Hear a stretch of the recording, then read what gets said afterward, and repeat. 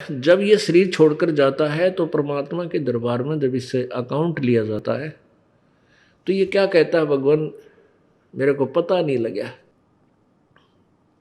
मुझे ज्ञान नहीं हुआ कि मुझे क्या करना चाहिए था, भक्ति करनी चाहिए थी या नहीं थी। तो परमात्मा उलाहने में नहीं रहते, परमात्मा ये भी कसर नहीं छोड़ते। प्रत्येक गांव में, प्रत्येक नगर में, पूरी पृथ्वी पर कोई भी प्राणी ऐसा नहीं जो इस बात से अपरिचित हो भगवान की भक्ति करनी चाहिए, परमात्मा ने याद करो। यानी किसी ना किसी के मुख से उसने अवश्य कहा वह भगवान की भक्ति करनी चाहिए, परमात्मा ने याद करवाई। कोई गलती करता है, पाप कर रहा है, भाई भगवान से डर, मालिक ने याद करे। यानी इस तरह की प्रेरणा प्रत्येक प्राणी तक मालिक ने पहुंचा रखी होती है।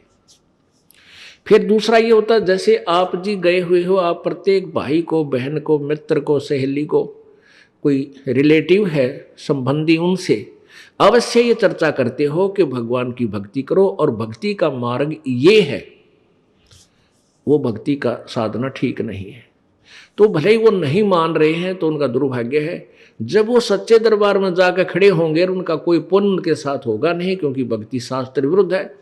गीता जी अध्याय नंबर 16 के श्लोक नंबर 23 में कहा कि अर्जुन, शास्त्र विधि को त्याग कर जो मनमाना आचरण करते हैं, मनमाने आचरण का अर्थ है जो अपनी मर्जी से लोक वेद के आधार पर, सुनी सुनाई कथाओं के आधार पर, ज्ञान के आधार से पूजाएं करते हैं, वो मनमाना आचरण कहलाता है, जो वेदों और गीता में वर्णित नहीं है। जो शास्त्र विधि को त्याग कर मनमाना आचरण करते हैं उनकी ना तो कोई सिद्धि होती है, ना उनकी गति होती है, ना कोई सुख होता है, यूजलेस। तो जो साधना आप कर रहे थे वो तो उनके पास साथ भक्ति धन हुआ नहीं और पापों की गठड़ी बंध गई पूरी। पाप बहुत इकट्ठे कर लिए, क्योंकि पाप तो दिन में बिना गिनती के होते हैं और पुण्य करने के लिए विशेष व्यवस्था करनी पड़ती है, गुरु बनाना पड़े। फिर जैसे गुरु जी बताओ वैसे साधना, पूर्ण गुरु, नकली गुरुओं से पूजा नहीं, ना उनकी कोई द्वारा बताएगी साधना से लाभ होने वाला। तो ऐसे पूरा गुरु मिले, फिर आप सच्ची लगन से, सच्चे तरीके से लगे, तब पुण्य बने। तो पुण्य तक कोई उनका बना नहीं, पाप की गिठड़ी बंद गई। फिर वहां जा खड़ा हुआ धर्मराज के दरबार में। अब वहां ये एक बहाना बनाता है कि भगवान मुझे किसी ने बताया कोई नहीं, भक्ति कर ले। तब इसका फिल्म चलाता है परमात्मा, ये सब आप जो भी बातें जिसके साथ कर रहे हो, वैसे कोई गुप्त का गलती कर रहा है तो वो भी फिल्म बनकर भगवान के दरबार में पहुंच जाती है और एक आपके अंतःकरण में, आपके कंप्यूटर में ऑटोमेटिकली फीड हो जाती है।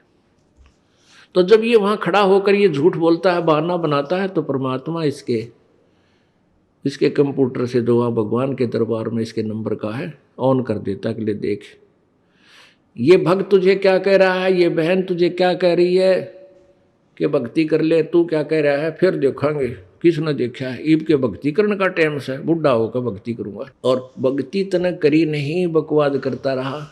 फिर ये कैसे कह रहा है कि मेरे को किसी ने बताया नहीं। फिर ये यूं कर ले है, नीची गर्दन, भगवान गलती बन गई, बन गदा। अब गलती की सजा दूं मैं, मेरे पास और कोई विकल्प नहीं, जिसी तू करेगा वैसा फल दे दूंगा।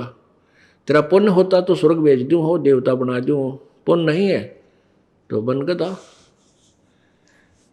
फिर ये कहता माफ करो भगवान, माफ करो परमात्मा। फिर धर्मराज कहता है जब तुझे मनुष्य शरीर कभी प्राप्त हो तब तू भक्ति करना भाई, अब कुछ नहीं बना, जाइए।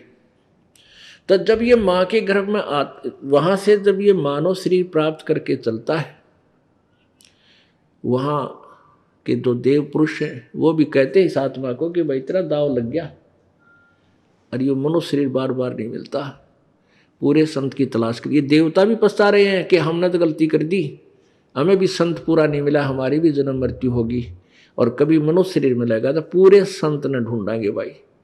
इन अधूरे संतों के आधार पर हमने भक्ति कर ली, हम पार नहीं हो पाए, हम फिर जन्म मृत्यु में। तो आने वाले मानव शरीर प्राप्त करने वाले को प्रत्येक ने एक सलाह देते हैं कि तेरा दाव लग गया भाई, भक्ति करिए, बकवाद मत करना। तो वहाँ तो ये बिल्कुल पक्का होका हुआ है, माँ के गर्भ तक इसको याद रहता है बाहर आते ही फिर ये 3 गुणों के प्रभाव से ये फूल जाता है।